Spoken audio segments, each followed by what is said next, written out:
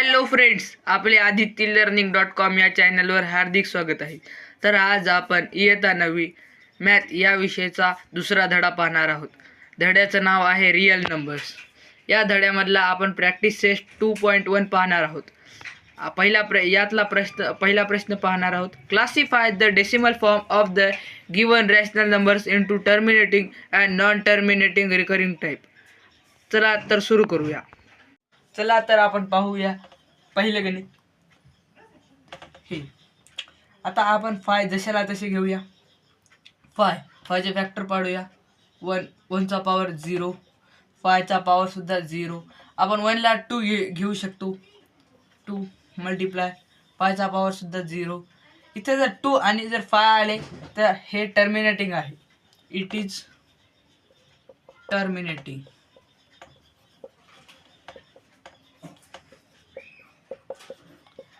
आणि इथे 2 आले आणि दुसरी कोणतीही इथे संख्या आली तर हे टर्मिनेटिंग नाही. आता दुसरं गणित पाहूया. 11 जशाला तशी. आता 11चे फॅक्टर पाडूया. इथं आपण 1 घेऊया. 1चा पॉवर 0.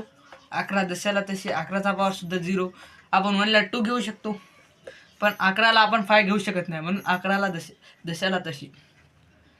इथं 5 नाही आल्यामुळे it is non terminating. Therefore it is non-terminating.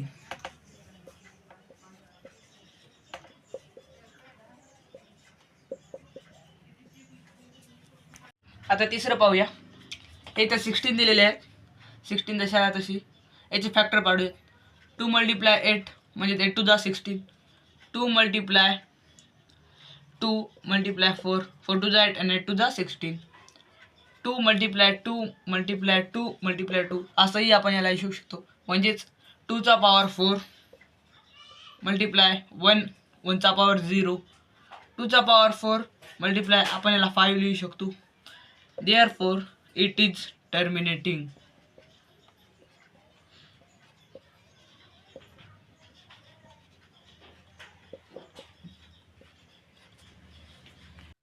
एकशे पंचवीस जशाला तसे याचे फॅक्टर पाडूया. 1 मल्टिप्लाय 125. आता पुन्हा याचे फॅक्टर पाडूया. 1 multiply 5 multiply 25.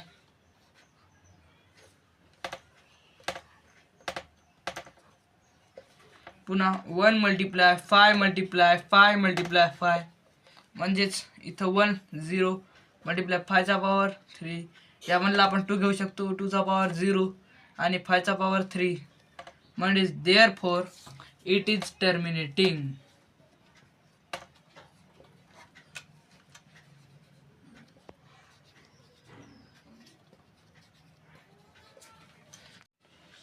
आता पाचवं पाहूया. 11/6. 6 जशाला तशी घेऊया. 1 मल्टिप्लाय 6. पुन्हा 1 मल्टिप्लाय 2 मल्टिप्लाय 3. हे 2 इथे घेऊया. 2चा पॉवर 0 मल्टिप्लाय 3चा पॉवर सुद्धा 0. इथे 5 आहे का? नाही, म्हणून therefore it is terminate. It is non-terminating.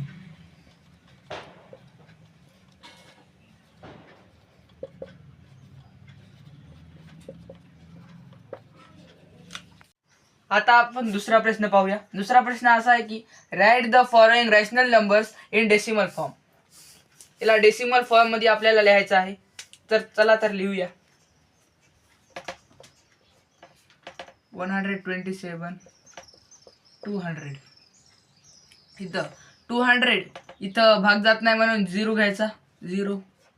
127 जशाला तशी पॉईंट द्यायचा. पुन्हा इथं 0 वाढवायचा. 1270 याला भाग द्यायचा आपल्याला. 200च्या बरोबर 205 जा 1000. 206 जा 1200. 6 लिहायची इथं. 1200 0 0 70. अजून पुन्हा एक 0 समोर द्यायचा. 203 जा 600. 1 0 0. अजून एक आपल्याला समोर 0 घेता येईल. 205 जा 1000.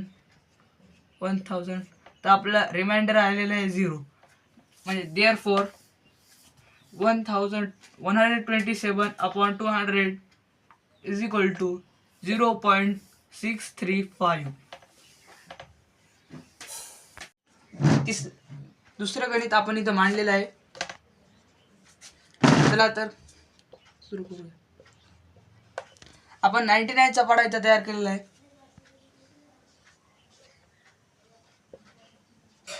इथं 0 घ्यायचा. 25 0.25 99 इथं 0 घ्यायचा. 250 2 जा 198 तर 10 होईल. इथं 14 होईल. 14 मधून 9 गेले 5. 2 ला काढून 1 1 मधून गेला 0. 10 मधून 8 गेले 2. पुन्हा इथं 0. 520 त्याच्यापेक्षा लहान 495 किती नंबरला आहे? 5 नंबरला. मायनस करूया. तर 10 तर 11 इथं 4 होते. 4 मधून 4 गेले 0. 11 मधून 9 गेले 2. 10 मधून 5 गेले 5. पुन्हा 0 घेऊया. 250 त्याच्याहून लहान 198 किती नंबरला? 2 नंबरला. 520 0 घेतलेला आहे आपण. इथं 14 आणि इथं 10. हे बघा आपण बघू शकता की हे 520 पुन्हा आलेले आहेत. 250 सुद्धा पुन्हा आलेले आहेत. तर आपण लिहू शकतो therefore 25/99 is equal to 0.2525. त्यालाच आपण लिहू शकतो 25/99 therefore is equal to 0.25. हे 2.25 अजून येत राहतील म्हणून आपण याला लिहू शकतो 0.25. म्हणजे याच्यावर आपल्याला अशा डॉट द्यावा लागतील, नाही तर अशी रेष मारा लागेल. आपण तिसरं गणित मांडलेलं आहे 23/7. तर आपल्याला डिवाइड करायचं आहे याला 7 23. इथे 0 घ्यायची आपल्याला गरज नाही कारण इथं आपल्याला भाग जाते. 7 3 जा 21. 3 - 1 2. 2 मधून 2 गेले 0. तर पॉईंट द्यायचा आणि इथे 0 घ्यायचा. 7 2 जा 14 मायनस इथे काढून 10 होते. 2 ला 1 1 मधून 1 गेला 0. 10 मधून 4 गेले 6. इथे 0 घेऊ शकतो आपण. 7 1 जा 7 7 2 जा 14. आपल्याला 7चा टेबल म्हणायचा आहे. 7 8 जा 56 मायनस 10 होता इथं 5. 5 मधून 5 गेले 0. 10 मधून 6 गेले 4. तर 0 घेता येईल आपल्याला.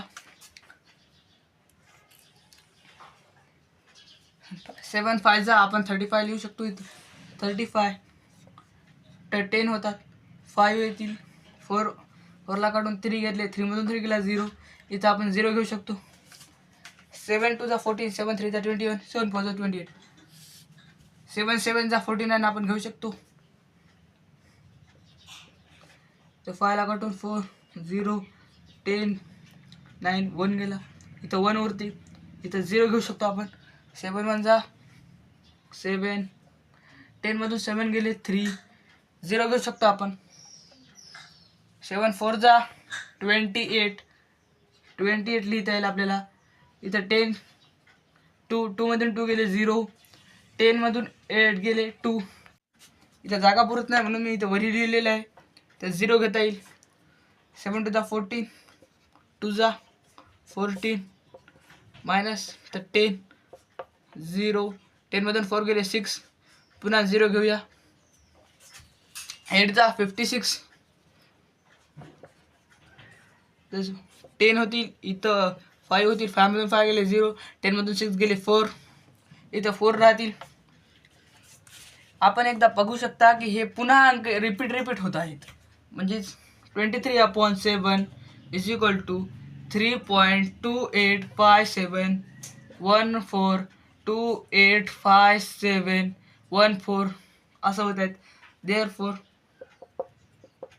ला आपण लिहू शकतो 3.285714. याच्या आपल्याला अशी रेष देता येईल किंवा डॉट सुद्धा देता येतील. चौथा प्रश्न आपण मांडलेला आहे 4/5. इथे घेऊया 5 4. तर 0 घेऊया. इथं 0 4. इथं पॉईंट द्यायचा आणि इथं 0 घ्यायचा. 5 8 जा 40 0 0. Therefore 4/5 is equal to 0.8. हे आपलं उत्तर आलेलं आहे.